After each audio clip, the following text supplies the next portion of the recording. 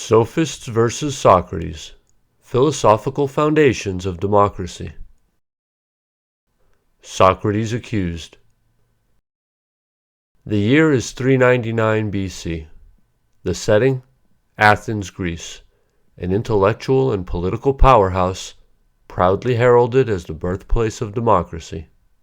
But today, the city's celebrated democracy teeters on a knife's edge. The air crackles with tension as one of Athens' most controversial figures stands trial. In one corner, we have Socrates, the 70-year-old philosopher, provocateur, and self-proclaimed midwife of ideas. For years, he's roamed the streets of Athens, armed with unrelenting logic and questions sharper than a Spartan's spear.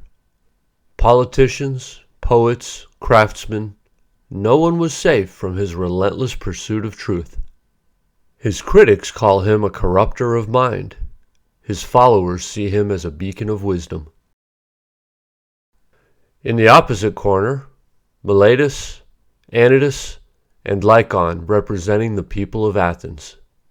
They level two explosive charges against Socrates: impiety and corrupting the youth. While Miletus, a poet, served as the principal accuser, Anytus and Lycon were the driving force behind the prosecution.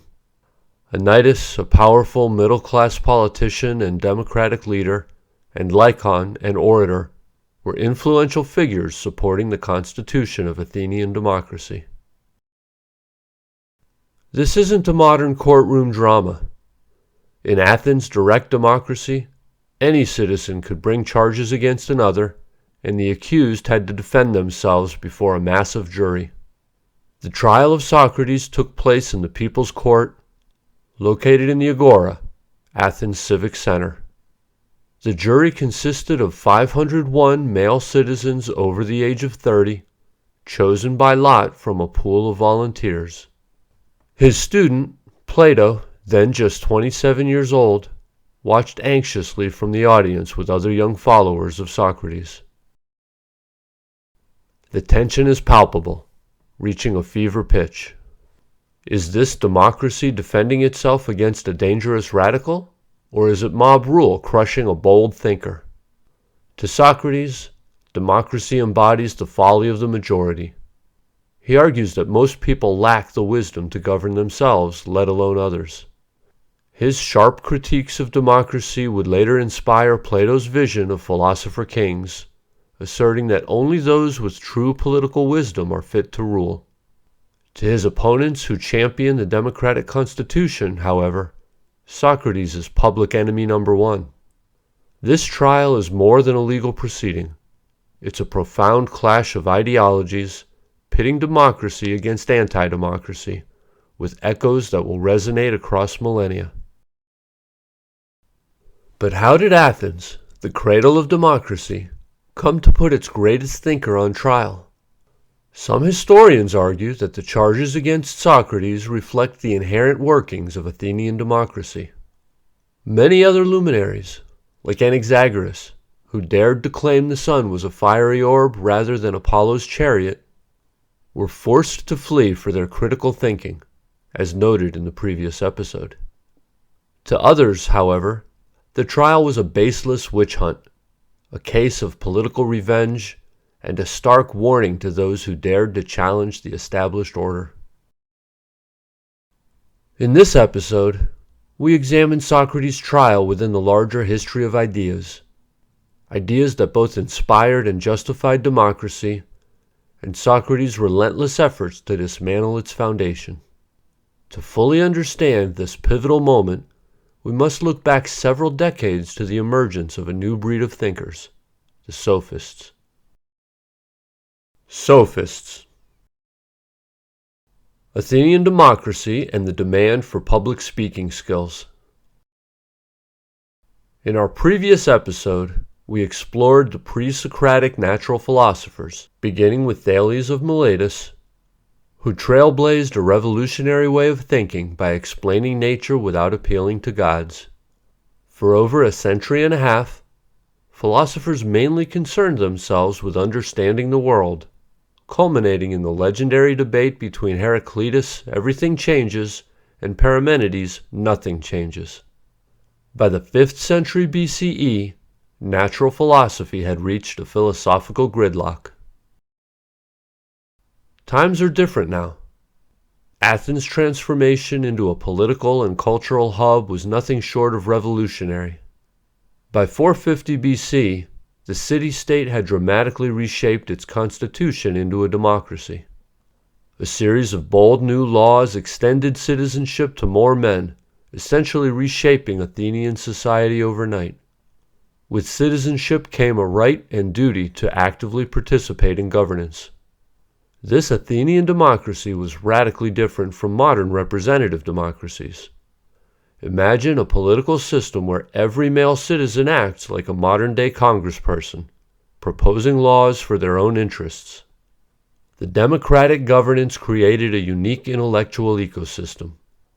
The assembly, open to all male citizens, became a forum for discussing and deciding crucial matters of state. In ancient Athens, public debate was more than just a skill. It was a necessity for survival. The Athenian legal system, though democratic, was also harsh. There were no professional lawyers or advocates to defend you. If someone dragged you to court, you were on your own. The belief was rooted in the Athenian ideals of personal accountability and divine justice. The truth would naturally prevail when delivered earnestly by the accused, as it was thought that the gods would guide and favor the honest speaker.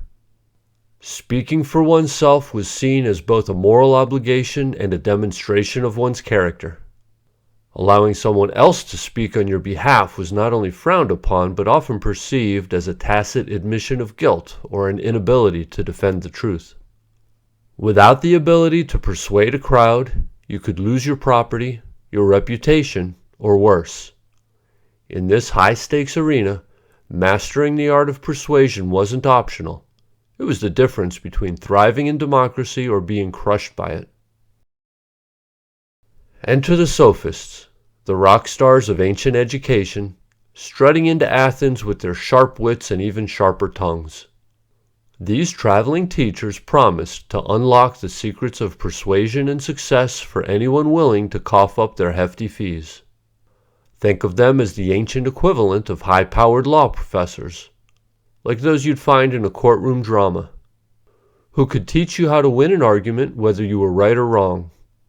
With a reputation for spinning tales so convincing that they could make up seem down and day feel like night, they were the original masters of spin.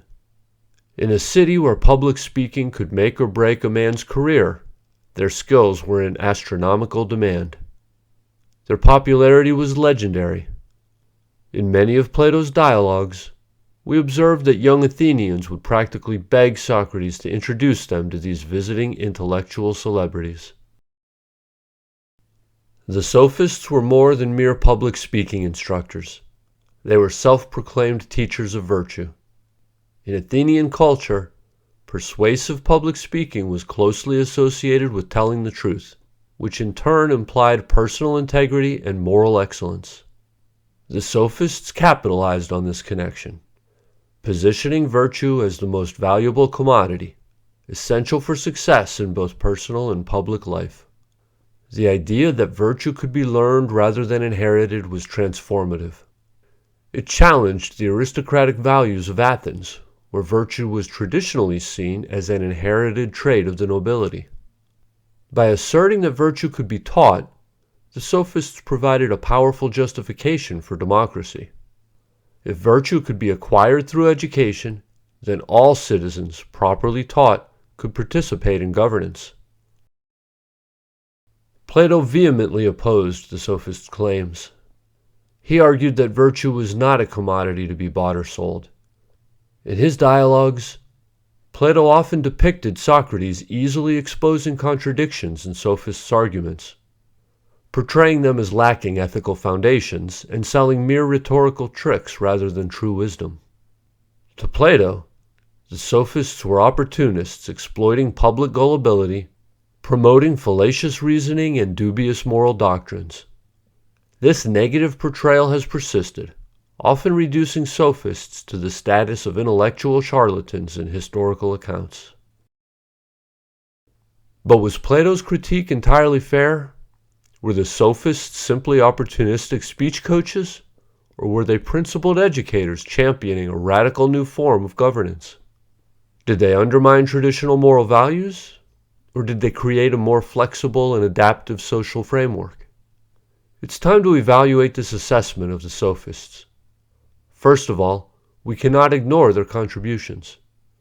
It's not surprising that sophists became staunch advocates of democracy, given that the particular shape of Athenian democracy created a demand for public speaking skills which the sophists were able to supply. They recognized that laws and norms weren't set in stone, but were man-made and open to change.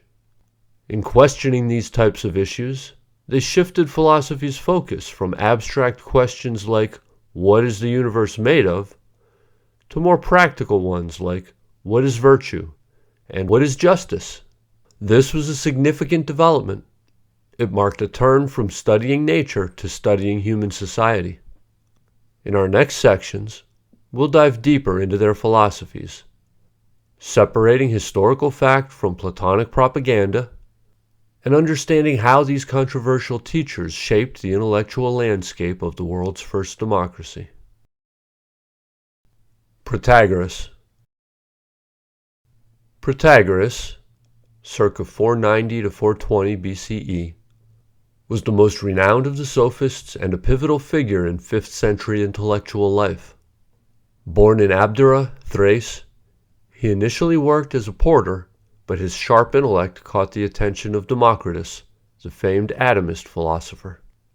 According to legend, Democritus noticed Protagoras' exceptional precision in tying a load of wood and took him under his wing. While Protagoras honed his analytical skills under Democritus' guidance, he diverged from his mentor's atomist philosophy. Where Democritus sought to explain the physical world through reason and atomic theory, Protagoras turned his focus to human perception and experience, concluding that truth is subjective and relative to the individual. This marked a significant shift from objective natural philosophy to a more human-centered approach.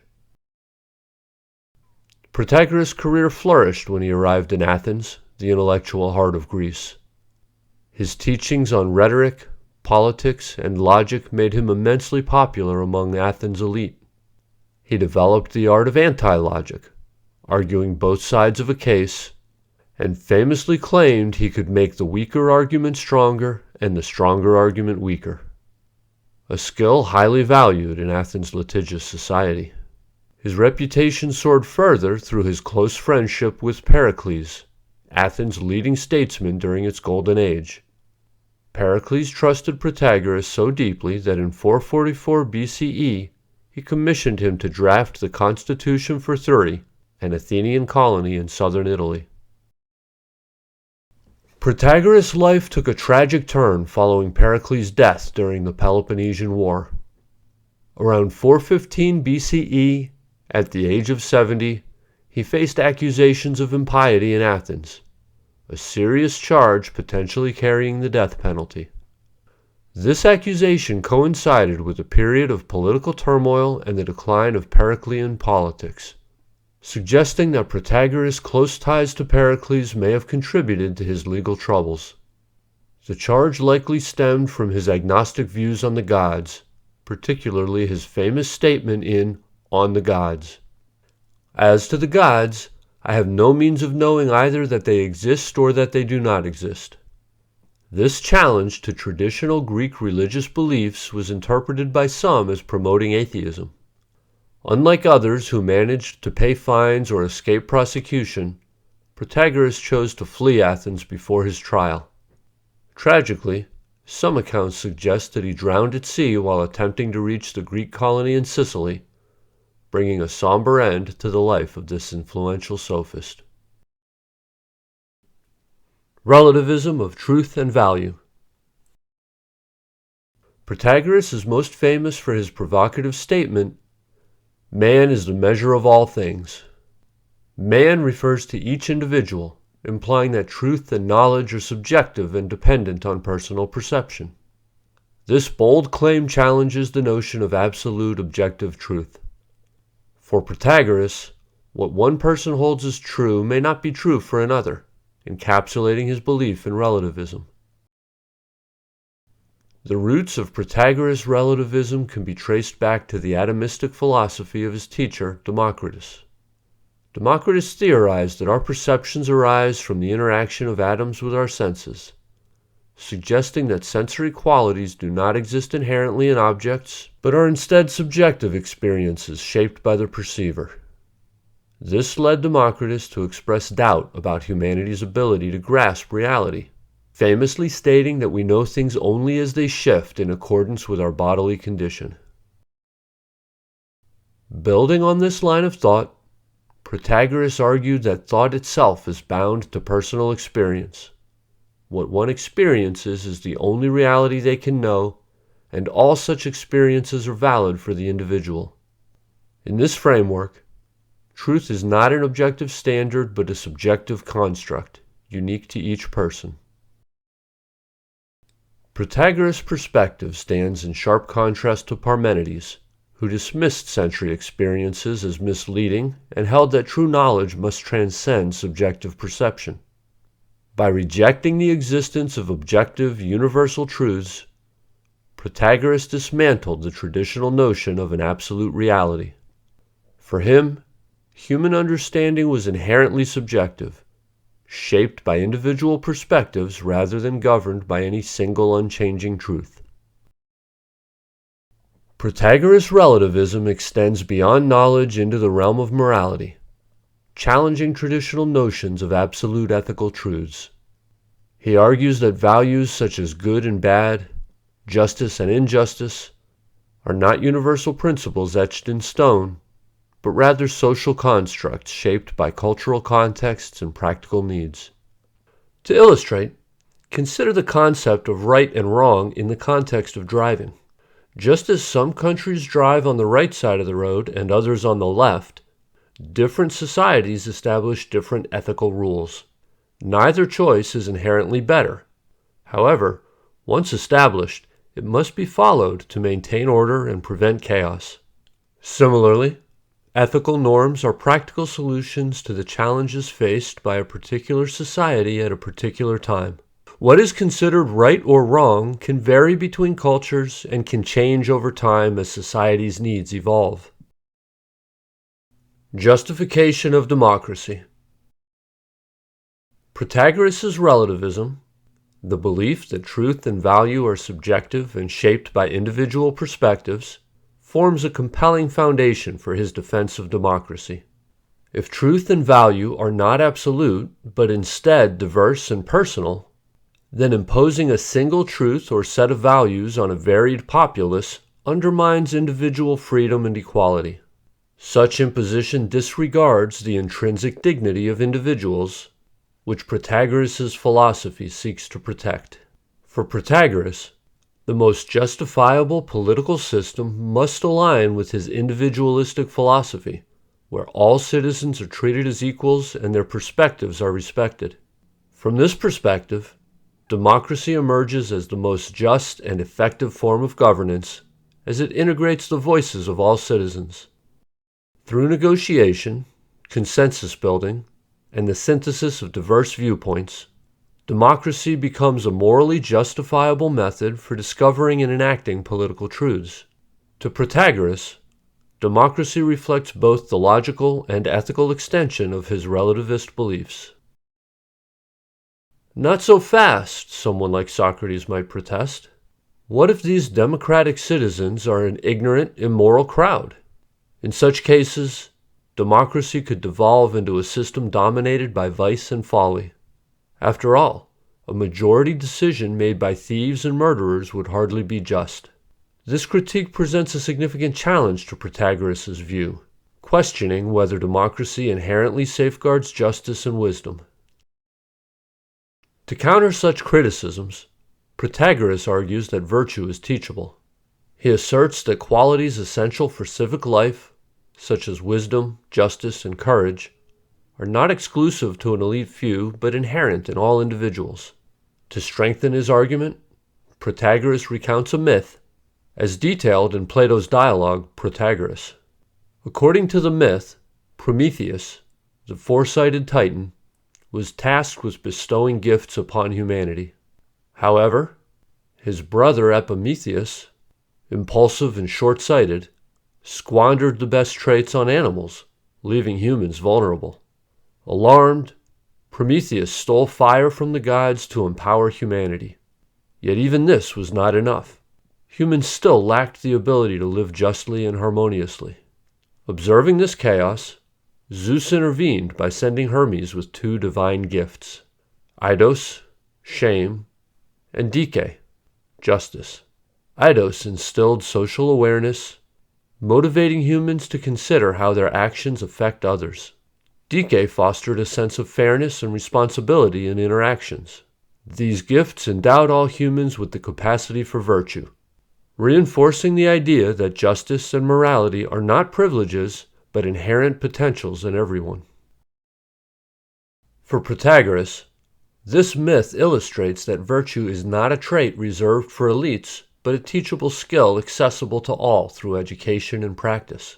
This democratization of virtue supports his belief in democracy, as a society where all citizens, educated and empowered, can contribute to decisions that are just and wise. By cultivating the inherent capacity for virtue in individuals, democracy can overcome the criticisms of skeptics like Socrates, proving that collective decision-making can indeed be both moral and effective. Gorgias. Gorgias, circa 483 to 375 BCE, born in Leontonoi, Sicily, was one of the most celebrated sophists of ancient Greece, renowned for his unparalleled skill in rhetoric. Like Protagoras, Gorgias began his intellectual journey under the mentorship of a prominent thinker, in his case, the flamboyant natural philosopher Empedocles. However, Gorgias soon departed from Empedocles' natural philosophy, focusing instead on the power of language and human perception. His oratorical talent set him apart, earning him a reputation for speeches that flowed like honey, sweet, intoxicating, and impossible to resist. His fame spread far beyond Sicily, making him a sought-after figure across the Greek world. In 427 BCE, Gorgias arrived in Athens as an ambassador from Leontonoi to seek protection against Syracuse. But this diplomatic mission became his stage to showcase his rhetorical brilliance. His speeches dazzled the Athenians with their paradoxes and emotional depth, leaving audiences spellbound and cementing his reputation as a master of persuasion. Gorgias' ability to sway even the most skeptical listeners made him a sensation in Athens, where rhetoric was a prized skill in its democratic courts and assemblies. He famously likened the effect of speech on the soul to that of drugs on the body, both capable of intoxicating and transforming. Gorgias soon embarked on a tour across Greece, performing extemporaneous speeches and teaching rhetoric to wealthy young men eager to succeed in public life. He became the ancient equivalent of a celebrity speaker, commanding exorbitant fees and amassing great wealth. Never one for modesty, Gorgias commissioned a gold statue of himself for a public temple, a gleaming testament to his success and ego. In his later years, he settled in Larissa, Thessaly, where he continued teaching and writing until his death at the remarkable age of 108. Tripartite skepticism. One of Gorgias' most famous philosophical contributions is encapsulated in his provocative statement, "Nothing exists. If something exists, it is unknowable. If it is knowable, it cannot be communicated to others." This threefold skepticism challenges the nature of reality, knowledge, and communication. Here's a closer look at each claim. Nothing exists. By asserting this, Gorgias questions whether reality itself is an illusion or a construct. This critique echoes earlier debates among natural philosophers about the true nature of being, challenging whether what we perceive as real actually exists independently of our minds. If something exists, it is unknowable. Even if reality does exist, Gorgias argued, the human mind cannot truly comprehend it because our understanding is shaped by our subjective senses. He questioned whether anything could exist outside of human perception. For example, humans and bees perceive the world very differently. Bees can see ultraviolet light, while humans cannot, meaning the reality we experience is fundamentally different from that of bees. Since we cannot see the world as bees do, their perception of reality remains unknowable to us. If it is knowable, it cannot be communicated to others. Even if knowledge were possible, Gorgias claimed that language is too flawed to convey it accurately. Words are imperfect tools for representing reality, raising doubts about whether they can truly express the truth. Imagine trying to describe the taste of your favorite ice cream to someone who has never had it. No matter how detailed your description, it can never fully capture the experience. Some aspects of reality simply cannot be put into words, reminding us of the limits of language in fully understanding and sharing the complexities of existence. Gorgias' skepticism extended into ethics and politics, challenging traditional claims of authority and expertise. By denying the existence of absolute truth or universal knowledge, he dismantled the idea that any individual or elite group could justify their dominance based on supposed superior wisdom. This perspective aligned with democratic principles, where no single viewpoint is privileged over others. For Gorgias, rhetoric was not merely a skill but an essential tool in a world without certainties. In a democratic society, persuasion becomes the means of governance, enabling individuals to express their perspectives and influence collective decisions. In this way, his philosophy highlighted the importance of rhetoric as a practical mechanism for equal participation in political life. Socrates, the philosophical pugilist. Now we meet Socrates, born around 470 BCE in Athens, a few decades younger than sophist giants like Protagoras and Gorgias. From humble beginnings as the son of a stonemason and a midwife, Socrates emerged during Athens' Golden Age, a period of unparalleled cultural and intellectual brilliance under Pericles' leadership. Yet Socrates' true battlefield wasn't the grandeur of Athens, it was the arena of ideas. Picture Socrates as a philosophical pugilist, stepping into the ring with sharp-witted opponents. Armed not with fists but with piercing questions, he jabbed at assumptions, dodged rhetorical feints, and delivered knockout blows to faulty arguments. His weapon was the relentless query, his footwork the art of dismantling beliefs step by step. Each debate became a mental boxing match, where Socrates moved with precision, circling his opponent's ideas until their defenses crumbled. His matches weren't about showmanship but truth. While his interlocutors left bruised and bewildered, Socrates stood unscathed, seeking not victory but clarity. Word of his intellectual bouts spread, and young Athenians crowded around to watch the master in action. They didn't come to learn persuasion. They came to witness a verbal warrior who could take down even the sharpest thinkers of the time. In Plato's dialogues Protagoras and Gorgias, we get front-row seats to these philosophical boxing matches. Socrates debates with Protagoras and Gorgias. Ladies and gentlemen, welcome to the philosophical arena. We have two thrilling bouts lined up for you today, featuring the nimble-footed Socrates against two heavyweight champions of sophistry, Protagoras and Gorgias. Round 1, Socrates versus Protagoras, the Virtue Showdown. In one corner, we have the heavyweight champion of sophistry, Protagoras, boasting about his ability to teach virtue. In the other, the nimble-footed Socrates, ready to dance around his opponent's claims with razor-sharp questions. The bout begins with Socrates jabbing at Protagoras' reputation, asking how he's gained such wealth and fame. Protagoras, puffing out his chest, claims he can teach virtue, the art of managing personal and civic life for a better society.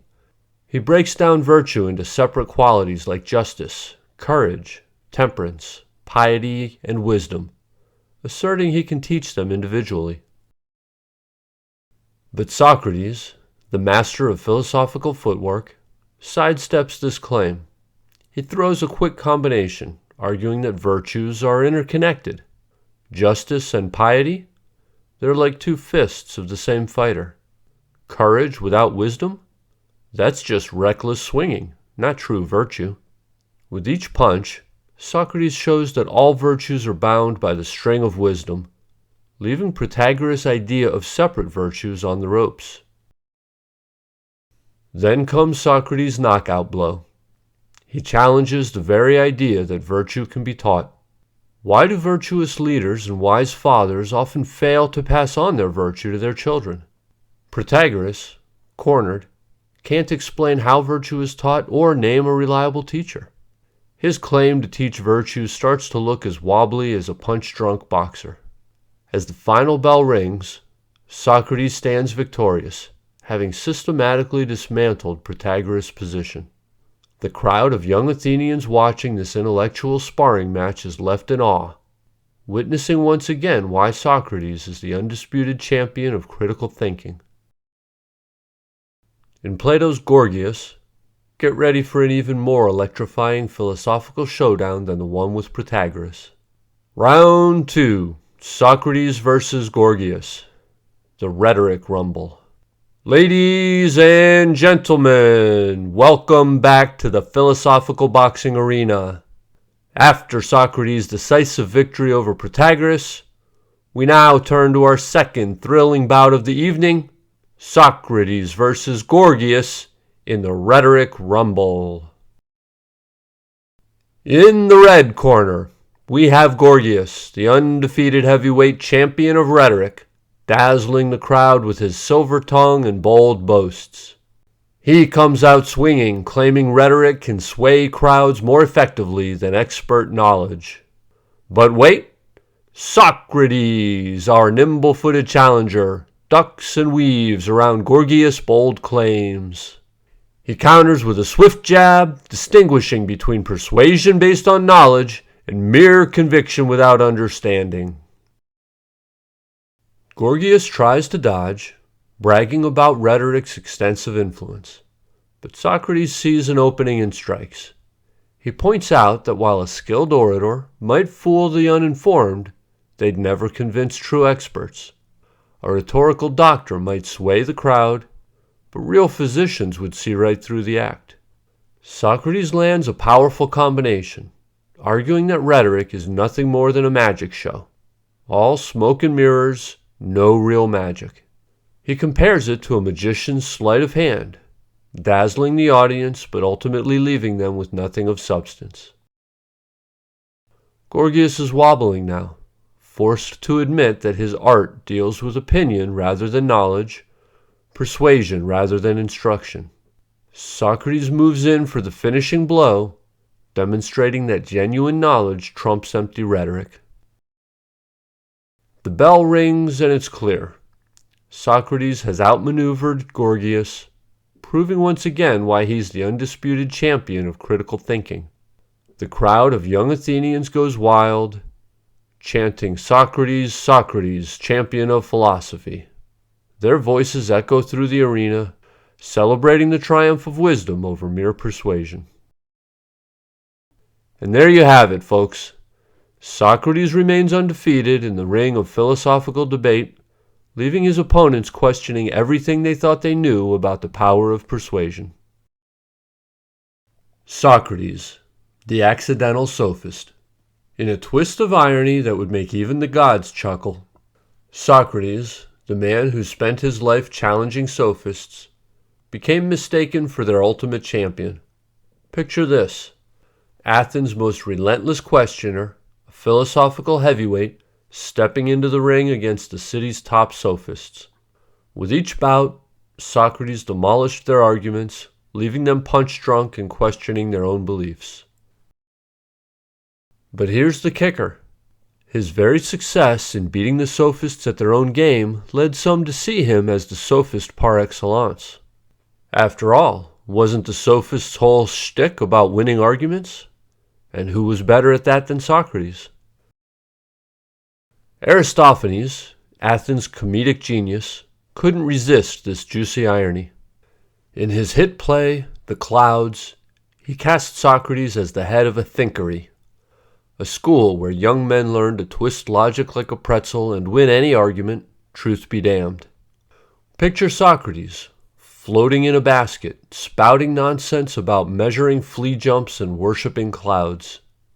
It was a caricature so wildly exaggerated it was hilarious, and dangerously misleading.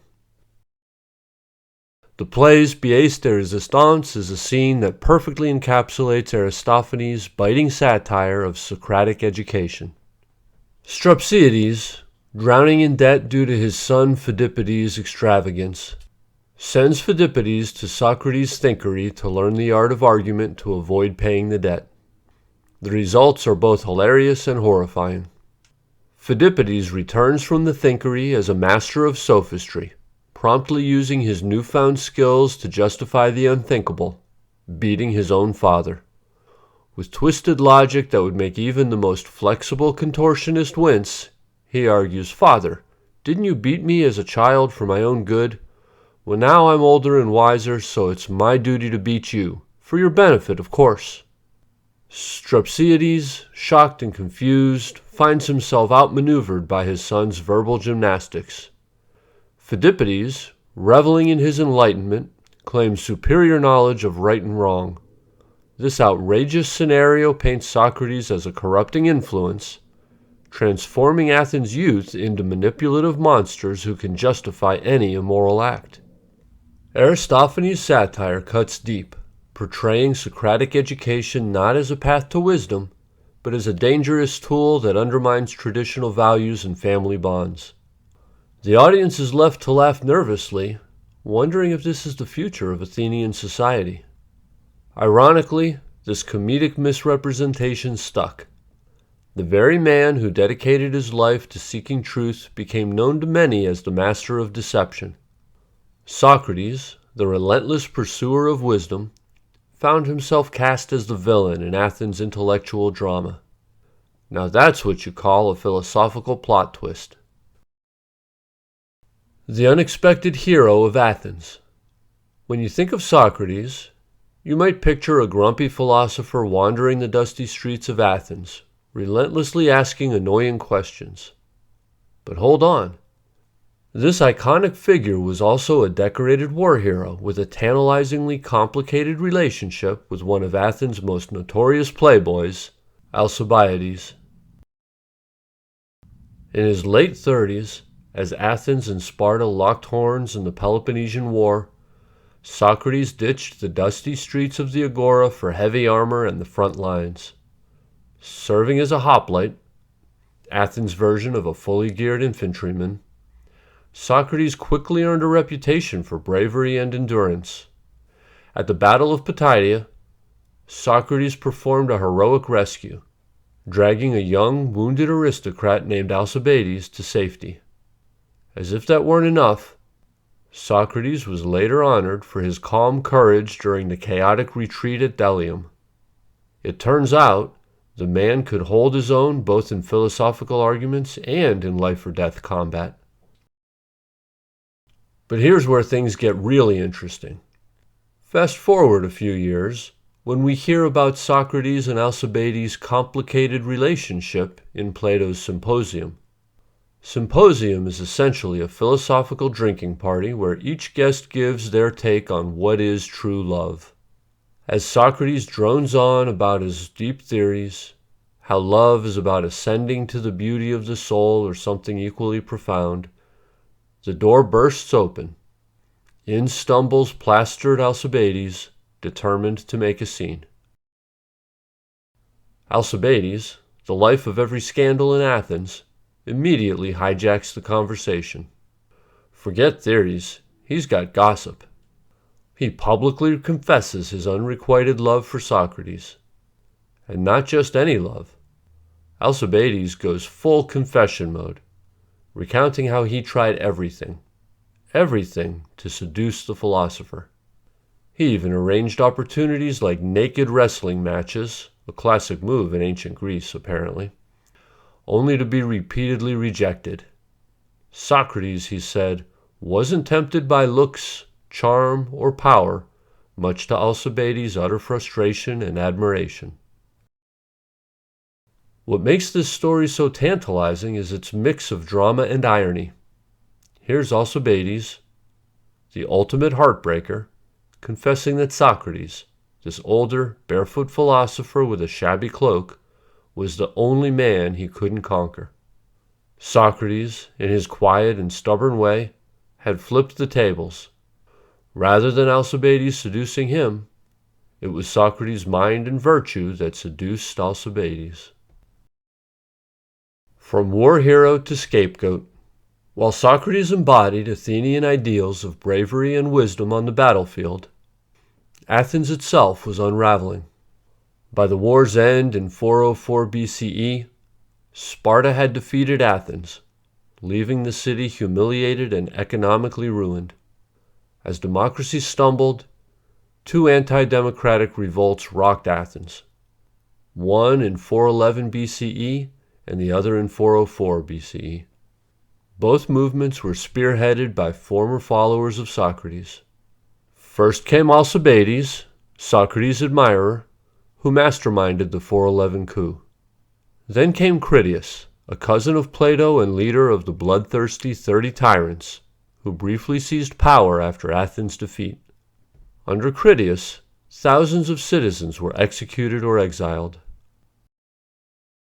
When Athens finally restored its democracy in 403 BCE, it declared a general amnesty to heal its wounds. But the scars remained, and Socrates found himself under a harsh new light. Some Athenians questioned his associations with oligarchs like Critias and Alcibiades. Was Socrates a subversive who nurtured tyrants? Was he an enemy of democracy itself? His habit of praising Sparta, a militaristic, anti-democratic state, certainly didn't help his case.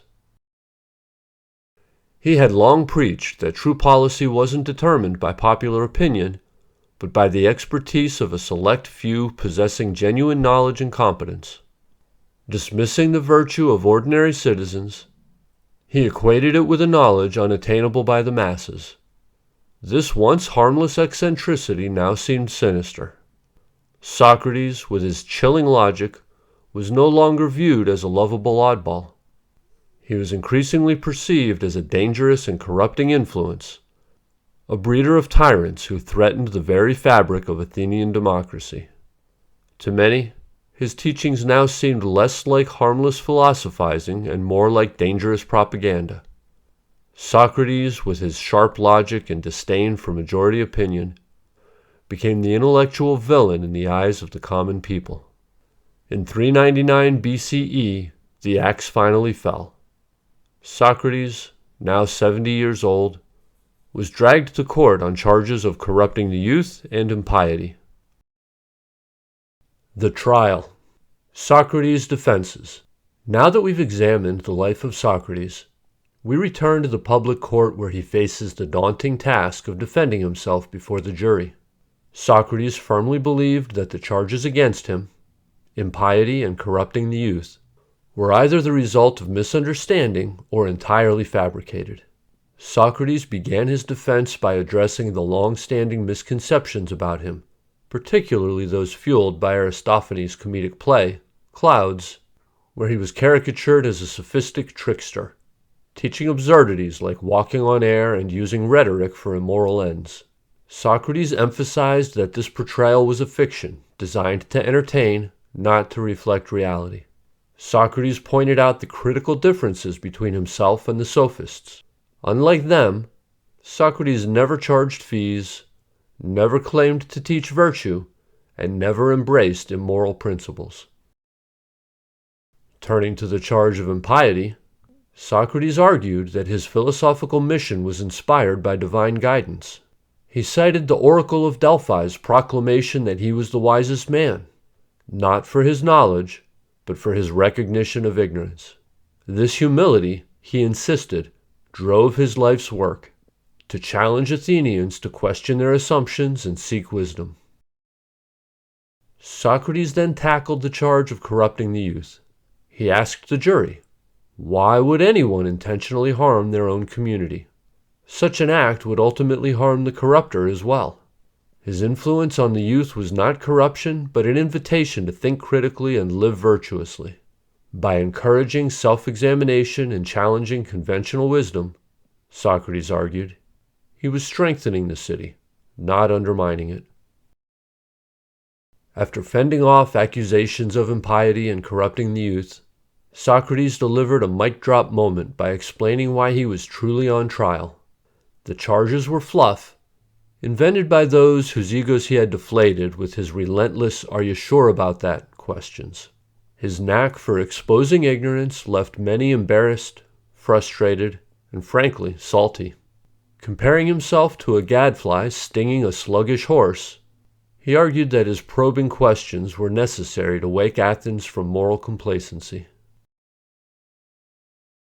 Socrates' mic-drop moment, a deeper look. Socrates' defense during his trial in 399 BCE is often celebrated as a masterpiece of philosophical courage. But was his bold defiance a miscalculation? While he dismissed the official charges, impiety and corrupting the youth, as baseless, Socrates seemed convinced that his real crime was exposing Athens' self-proclaimed wise men as fools. However, a closer look suggests a deeper, more dangerous reason for his prosecution: his open disdain for democracy. Socrates famously argued that governance should be entrusted to the wise and skilled, not to the whims of the majority. He likened governing to steering a ship, requiring expertise, not popular vote. To him, the masses were easily swayed by demagogues, incapable of the rational judgment necessary for good governance. His anti-democratic philosophy wasn't just rhetoric. It inspired some of his followers, including Alcibiades, Critias, and Charmides. Critias and Charmides later led the 30 Tyrants, a brutal oligarchic regime that left Athens reeling with death, exile, and confiscations. Though Athens declared an amnesty after the fall of the 30, Socrates' association with these figures cast a long shadow. As Athens struggled to rebuild its fragile democracy, Socrates' continued critique of democratic ideals made him an easy scapegoat for a society yearning for stability. Ideas, after all, can be more dangerous than armies. In his defense, Socrates didn't merely deny wrongdoing. He doubled down on his criticisms of democracy. He questioned the jury's ability to judge wisely, suggesting that decisions swayed by emotions rather than reason undermine justice. His refusal to pander to the jury's emotions or apologize for his views likely sealed his fate. Convicted by a narrow majority, Socrates faced the sentencing phase with the same provocative wit. When asked for an alternative punishment, he mockingly proposed free meals at the Prytaneum, a reward reserved for Athens' greatest benefactors. Even when pressured to offer a serious counter, his reluctant suggestion of a modest fine only deepened the jury's resolve. In the end, Socrates' defiance sharpened the axe. His trial was not just a clash of ideas, but a reflection of the tension between philosophical inquiry and the political fragility of Athens, leaving a legacy as profound as it was tragic. Choosing death over life. Why did Socrates stay? Offered countless opportunities to flee, just as Anaxagoras and Protagoras had done. Socrates instead chose death. His decision, enigmatic and provocative, leaves us grappling with questions about justice, obedience, and the human spirit. When asked why he stayed, Socrates delivered his iconic line, "Bad laws are still laws." This bold declaration of loyalty to legal authority even when it seemed unjust, sparks a timeless debate. Should we obey unjust laws, or does morality demand defiance? Contrast Socrates' stance with the fiery resolve of Sophocles' Antigone, written decades earlier. Antigone risked her life to defy a king's decree, arguing that divine law, eternal and sacred, must override flawed human legislation. For her, justice demanded rebellion, even at the cost of death. Socrates, however, took a different view. Comparing the state to a parent and citizens to obedient children, he argued that disobeying the law was akin to attacking the very foundation of society. For Socrates, justice meant preserving order, even at the expense of personal suffering. But here's the rub. Socrates' reasoning doesn't sit well with everyone. Critics argue his parent-child analogy is outdated. Modern philosophers like John Rawls dismiss the idea of a paternalistic state. Others suggest that disobeying an unjust law doesn't lead to chaos but can correct the moral failings of the state. And if a government repeatedly enforces unjust laws, can it still claim moral authority? Socrates' strict adherence to the law invites us to ask whether obeying injustice might itself be unjust. Even in death, Socrates leaves us perplexed. His final words, spoken after drinking the hemlock, were cryptic.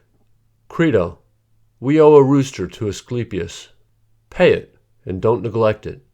Asclepius, the god of healing, was typically thanked for curing illness. Was Socrates implying that death was the ultimate cure, the liberation of the soul from the body? This intriguing remark unlocks the gateway to Plato's profound metaphysical explorations, paving the way for one of history's greatest intellectual rivalries, Plato versus Aristotle. Their clash of ideas reshaped our understanding of reality, knowledge, and the very foundations of moral and political philosophy. Get ready, because in the next episode we're diving headfirst into this epic battle of minds.